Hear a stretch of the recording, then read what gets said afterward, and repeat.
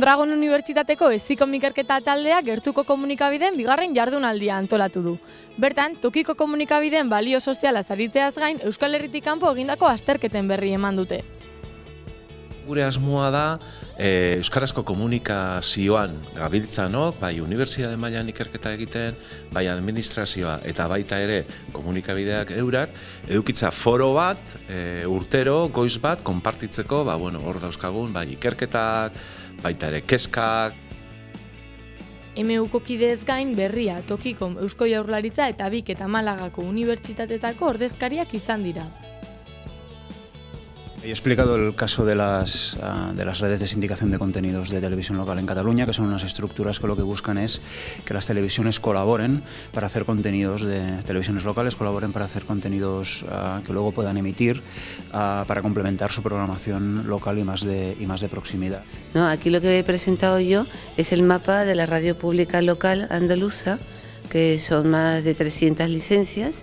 Y bueno, una vez cuando ya uno ve todo el mapa completo de los medios de proximidad, pues ve algunas fortalezas, carencias, etcétera, y que a partir de ahí pues nos surgió la idea de hacer el IRSCOM, el Índice de Rentabilidad Social en Comunicación, para valorar y validar las experiencias buenas que se están haciendo en la radio pública local en esa región.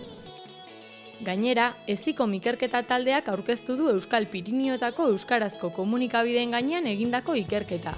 Baita datorren urterako martxan jarri duten proiektua ere. Proiektu batean murgilduta gaude, eta da gure galderak dira, zein da euskarazko komunikabideen balio soziala? Hori da daukagun galdera bat.